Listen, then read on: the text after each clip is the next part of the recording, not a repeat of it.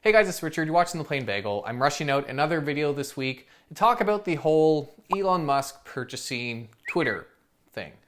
Because unless you've been taking a break from social media, you've probably seen the headlines that Elon Musk has finally entered an agreement with Twitter to purchase the company and bring it private for a whopping $44 billion cash money. And while the headline is obviously big news, one of the reasons this is such a popular story is just how crazy the whole saga was leading up to this point in time. It all started with Elon Musk buying a 9.2% stake in the company earlier in the month and agreeing with the CEO to join the board of directors, only for Musk to turn around and decide that he actually wanted the whole pie and put out an offer for $54.20 a share to buy the public float of Twitter. In response to that, Twitter said, you know what, Howie? No deal.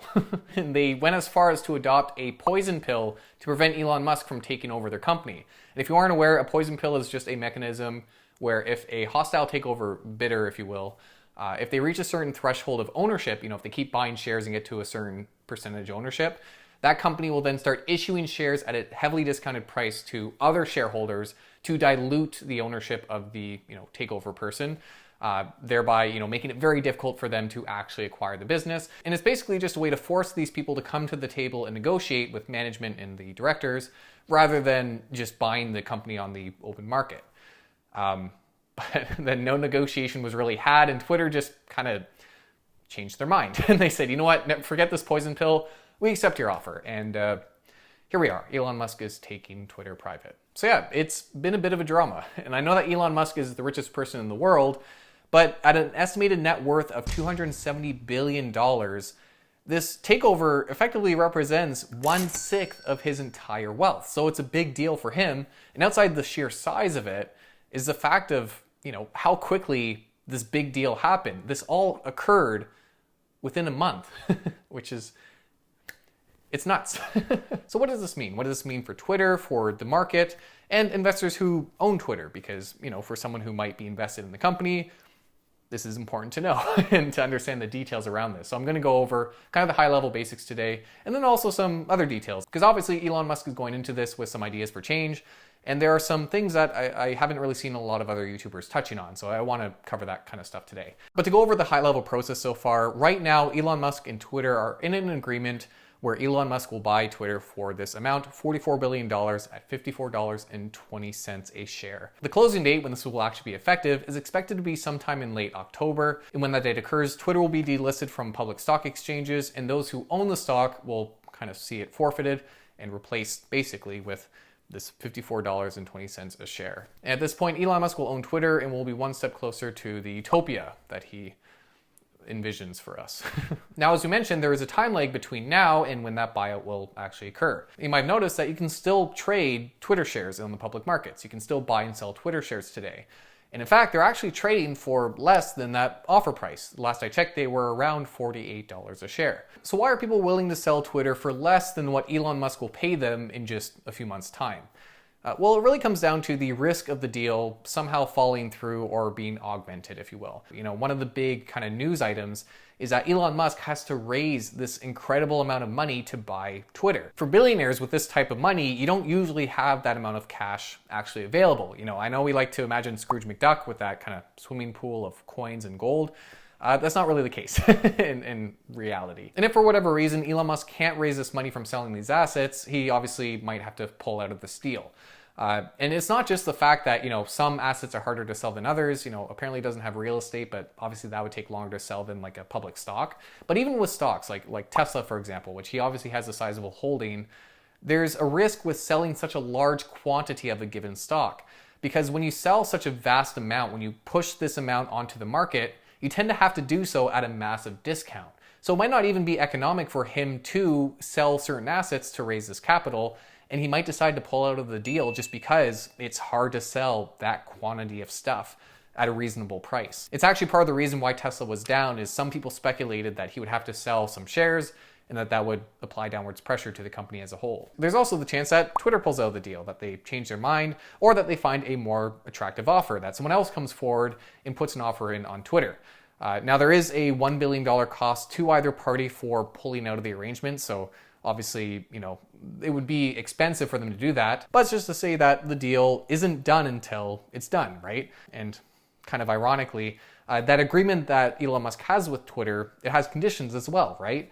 One of those conditions being that Elon Musk is banned from disparaging Twitter through tweets. So both parties have to continue to want this agreement and to not violate it, which we'll see with Elon Musk. And that's what that discount kind of represents. It's effectively the return. You will be rewarded for taking on that risk that something doesn't happen as planned. So that's all the what of the situation, if you will. As for the why Elon Musk is doing this, well, there's a few angles to it, right? On the one hand, he might just think that he will be able to profit and improve the value of this company he's buying. You know, if he's able to buy for $44 billion and then maybe in a few years from now, bring it back to being public or sell to another private investor for more, then he would make money in doing so. And he has stated that he believes he can unlock value for Twitter. And there might be some low-hanging fruit there because Twitter, you know, since it's gone public, hasn't really done a whole lot. The stock really hasn't moved by much considering it's been around a decade. So there might be a chance that Elon Musk can quickly go in and, find some ways to improve operations, to improve profitability, and, flip this thing and make some money. But to some extent, most people are aware that there seems to be some non-profit reasons or justifications for Elon Musk doing this. Elon Musk has been tweeting a lot about free speech, and he's been very vocal about his criticisms of how Twitter handles that, hot topic and how it moderates its content. And with Elon Musk putting out a bunch of polls about what he should do with Twitter, talking about making it open source so people can see how Twitter, pushes certain posts around and how it works effectively, and, including 420 in its stock price, it's a strange combination of factors, is what I would say. But even with all that, and some people speculating that all this is just a gimmick or a way to annoy the SEC, which he doesn't like very much, I do think it's fair to say that with him staking 16% of his net worth on this acquisition, that it's not a joke. And as you can expect, there have been some mixed reactions about Elon Musk doing this. On the one hand, you have people who are ecstatic, big Elon Musk fans who believe that he will Muskify Twitter and do what he did with SpaceX and Tesla, applying that ambition to transform Twitter.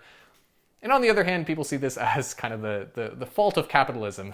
This is what's wrong with the world. You have the richest person in the world buying what he himself has called the de facto public town square and, applying his version of ethics in terms of what he believes it should do. And I get that, I get it's not a great look to have the richest person in the world buying kind of this communication form, if you will. But while the whole debate, which is a valid one about free speech and all that stuff, is kind of outside the scope here. I'm not an ethics major myself.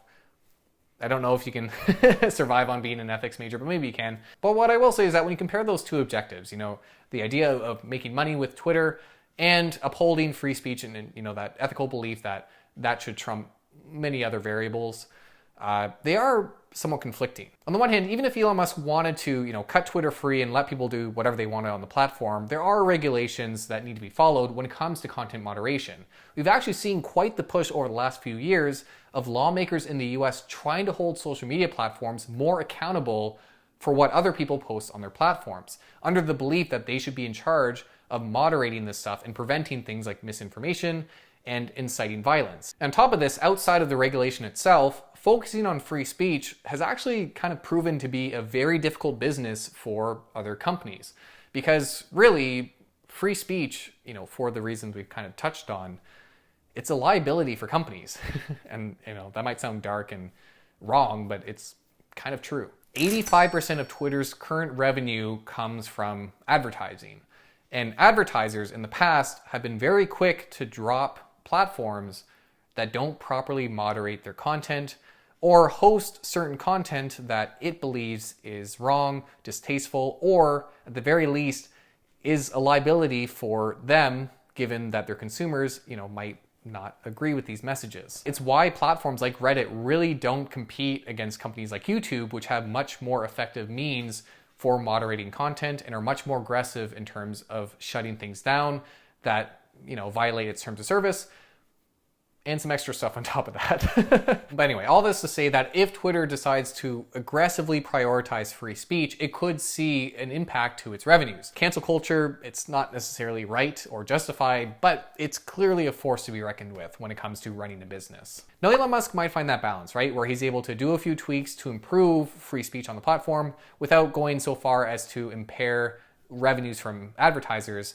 And he's even talked about, things like a subscription model where certain users would get benefits by paying Twitter. But whether we see minor changes that try to make the platform more efficient, or we see big changes that really impact how we use Twitter, I think we can all agree that it will probably go down in Wall Street history as one of the craziest buyouts we've ever seen. A sign of the times, I suppose. Anyway, that's the video. I hope you enjoyed it. I hope you learned something. If you did, please do make sure to like, subscribe, and let me know what you thought about this type of coverage. I usually try to keep my news coverage to more important things and, kind of big market movements and things like that. But I think this might be justified, in terms of covering it. It is one of the biggest buyouts we've seen by a single person. And the circumstances are interesting. So let me know what you thought about it and if you'd like to see more stuff like this. Oh, and I never actually talk about it, but I do have a Twitter if people want to follow me there. Speaking of the platform, you can find me at _plane_bagel, where I'm trying to be a bit more active there lately. But once again, thank you for joining me today. We'll see you in the next one. Cheers.